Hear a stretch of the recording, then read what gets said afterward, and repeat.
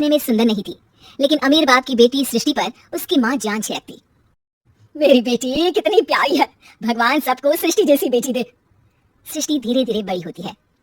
एक दिन सृष्टि की सहेली कहती है, तू दिखने में कितनी अजीब सी है, लेकिन मैं जानती हूँ हम सब में सबसे अच्छी शादी तो तेरी ही होगी। तेरे पापा अमीर जो है, और बता नहीं सकते यार, दहेज तो हर कोई देता है, ये क्या ज्यादा ले जाएगी अपने पति के लिए? अरे बड़े शहर में कोठी है इसके पापा की। अरे पापा की है ना, कौन सी इसकी है? इसकी होती तब तो कोई भी लड़का इससे शादी कर लेता। अरे पापा की मतलब पापा की है तो मेरी ही है ना। किसने कहा? अब तेरी तो तब होगी ना जब तेरा भाई ना हो। वैसे भी शादी के बाद सारी प्रॉपर्टी भाई के नाम होती है। सृष्टि समझ जाती है कि उसे किसी भी हालत में माँ बाप की सारी प्रॉपर्टी को अपने नाम करना है, लेकिन कैसे? एक दिन सृष्टि का भाई शीनू कहता है, बहन क्या कर रही है? तुझसे एक बात करनी है। अरे हाँ हाँ करना, मैं तो तेरी बहन हूँ। बहन मेरी लाइफ में ना एक लड़की है, बहुत अच्छी है। मैं सोच रहा हूँ माँ और पापा से बात करूँ शादी के लिए। सृष्टि को समझ में आ जाता है कि भाई की शादी होते ही भाभी उसे एक दिन भी घर में बर्दाश्त नहीं करेगी। क्या बात है भाई, बताना कौन है वो? यार वो बहुत अच्छी लड़की है, पढ़ी लिखी है, मेरे साथ जॉब भी करती है। बस एक प्रॉब्लम है। हाँ प्रॉब्लम? क्या प्रॉब्लम है भाई? यार वो शादीशुदा है, लेकिन उसके पति ने उसे सिर्फ इसलिए छोड़ दिया क्योंकि उसके माँ बाप दहेज नहीं दे पाए। सृष्टि ये सुनकर न जाने क्यों खुश हो जाती है। अरे भाई तो क्या हुआ, लड़की तुझे तो पसंद है ना। शीनू को लगता है कि बहन उसे समझ रही है। वो इस बात से अनजान होता है कि उसकी बहन की मंशा पूरा घर हड़पने की है।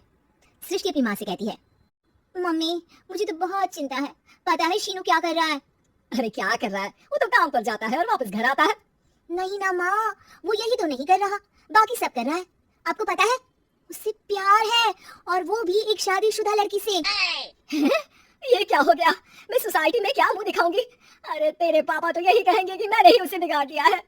माँ देखो मेरी बात मानो, पापा पर भी विश्वास करने की जरूरत नहीं है। अब आप ही बताओ, पापा इतनी देर घर के बाहर रहते हैं क्यों, बोलो? अरे बेटा वो तो नौकरी करते हैं ना।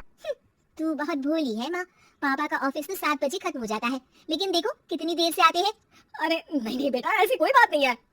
सृष्टि माँ को एक औरत से बात करते पिता की फोटो दिखाती है। देखो माँ कैसे हैं पापा, मैं ना कहती थी कि पापा सही नहीं है।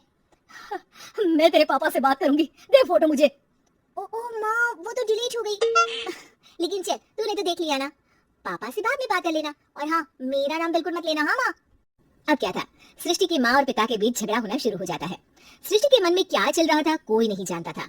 एक दिन, माँ सृष्टि के लिए एक लड़का देखा है, वो लोग शाम को उसे देखने आने वाले हैं। और हाँ माँ एक खुशखबरी, मैं और पापा मिलकर एक नया बिजनेस ट्राई कर रहे हैं। शाम को लड़का आता है, सांवले रंग का। सृष्टि को तो बिल्कुल भी पसंद नहीं आता। लड़की की माँ कहती है, लड़की का चेहरा तो कोई खास नहीं, लेकिन अगर मेरे बेटे को आप लोग सेटल कर दे तो मैं उसकी शादी आपकी बेटी से करवा दूं। सृष्टि को लड़का बिल्कुल पसंद नहीं था, उसे भाई पर गुस्सा आ जाता है। लड़के वालों के जाने के बाद कहती है, माँ दिखा शीनू मेरे लिए कैसा लड़का लेकर आया, न दिखाने लायक न सुनने लायक, सेटल भी नहीं, वो भी हम करे। अरे माँ मैं जानती हूँ ये मेरी शादी किसी भी घर में क्यों करवाना चाहता है। अरे कैसी बात कर रही है बहन, तूने तो देखा ना, लड़के को मैंने ही मना कर दिया तुझसे शादी के लिए। जिसने लड़का बताया था उसने उसकी बहुत तारीफ की थी। बात आई गई हो जाती है, लेकिन सृष्टि का मन शांत नहीं होता। क्या करूं कुछ समझ में नहीं आ रहा। मेरी शादी हो गई तो ये लोग पूरी प्रॉपर्टी शीनू के नाम कर देंगे, मेरे हाथ तो कुछ लगेगा ही नहीं। तभी सृष्टि को आइडिया आता है, वो किसी वकील को फोन करती है।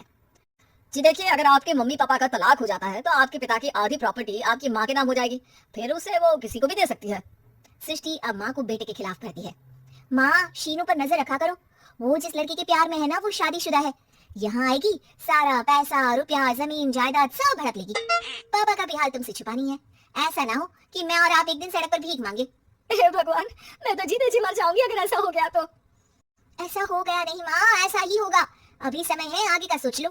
मैं तो कहती हूँ पापा से आधी प्रॉपर्टी लेकर अलग हो जाओ। पापा की आधी प्रॉपर्टी भी हम लोगों को अगर मिल जाती है ना तो अगले 7 जन्म सफल समझो।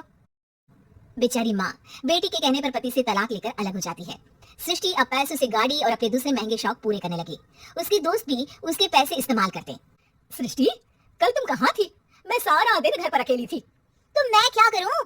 मैंने ठेका तो नहीं लिया ना तुम्हें संभालने का। माँ को सृष्टि से ये उम्मीद नहीं थी। वो बैठकर रोने लगती है। वहीं उसका पति यानी कि सृष्टि के पिता आ जाते हैं।